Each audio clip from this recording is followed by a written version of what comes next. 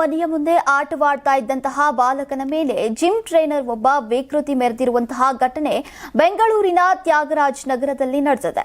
ಆಟವಾಡ್ತಾ ಇದ್ದಂತಹ ಬಾಲಕನನ್ನ ಪಕ್ಕದ ಮನೆಯಿಂದ ಹೊರಗೆ ಬಂದಂತಹ ವ್ಯಕ್ತಿ ಕಾಲಿನಿಂದ ಒದ್ದಿರುವಂತಹ ದೃಶ್ಯ ಸಿಸಿಟಿವಿ ಕ್ಯಾಮೆರಾದಲ್ಲಿ ಸೆರೆಯಾಗಿದೆ. ಈ ಘಟನೆ ಸಾರ್ವಜನಿಕ ವಲಯದಲ್ಲಿ ಭಾರಿ ಆಕ್ರೋಶಕ್ಕೆ ಕಾರಣವಾಗಿದೆ. ಅಜ್ಜಿ ಮನೆಗೆ ಬಂದಿದ್ದಂತಹ ನ್ಯೂ ಜೈನ್ ಎಂಬ ಬಾಲಕ ರಸ್ತೆಯಲ್ಲೇ ನಿರಾಳವಾಗಿ ಆಟವಾಡ್ತಾ ಇದ್ದ. ಈ ವೇಳೆ ಸಮೀಪದ ಮನೆಯಿಂದ ಹೊರಗೆ ಬಂದಂತಹ ಜಿಮ್ ಟ್ರೈನರ್ ಯಾವುದೇ ಕಾರಣವಿಲ್ಲದೆ ಬಾಲಕನನ್ನ ಫುಟ್ಬಾಲ್ ಒದ್ದಂತೆ ಕಾಲಿನಿಂದ ಒದ್ದಿದ್ದಾನೆ.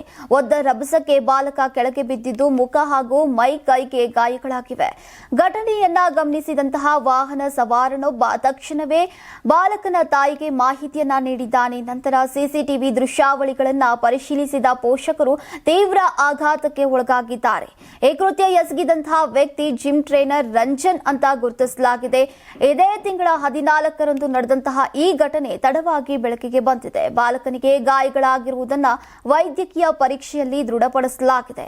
ಇನ್ನು ಸಿಸಿಟಿವಿಯಲ್ಲಿ ಆರೋಪಿಯ ಕೃತ್ಯ ಸ್ಪಷ್ಟವಾಗಿ ದಾಖಲಾಗಿದ್ದು, ಇದನ್ನ ಕಂಡಂತಹ ಸಾರ್ವಜನಿಕರು ತೀವ್ರ ಆಕ್ರೋಶವನ್ನ ವ್ಯಕ್ತಪಡಿಸುತ್ತಿದ್ದಾರೆ. ಬಾಲಕನ ತಾಯಿ ಆರೋಪಿಯ ವಿರುದ್ಧ ದೂರು ದಾಖಲಿಸಿದ್ದು, ಬನಶಂಕರಿ ಪೊಲೀಸ್ ಠಾಣೆಯ ಪೊಲೀಸರು ರಂಜನ್ ಅನ್ನ ಬಂಧಿಸಿ ವಿಚಾರಣೆ ನಡೆಸಿದ್ದಾರೆ. ಇನ್ನು ಪೊಲೀಸ್ ತನಿಖೆಯ ವೇಳೆ ಆರೋಪಿ ರಂಜನ್ ಮಾನಸಿಕ ಅಸ್ವಸ್ಥನಾಗಿರುವುದು ತಿಳಿದು ಬಂದಿದೆ.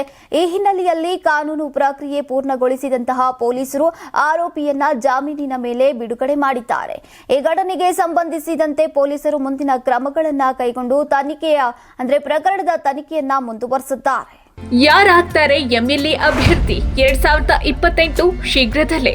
ಪ್ರತಿದಿನ ಒಂದೊಂದು ಕ್ಷೇತ್ರದ ಟಿಕೆಟ್ ಆಕಾಂಕ್ಷಿಗಳ ಸಂಪೂರ್ಣ ಮಾಹಿತಿ ಪೊಲಿಟಿಕಲ್ ಜರ್ನಲಿಸ್ಟ್ ಕೆಎಂ ಶಿವಕುಮಾರ್ ಅವರಿಂದ.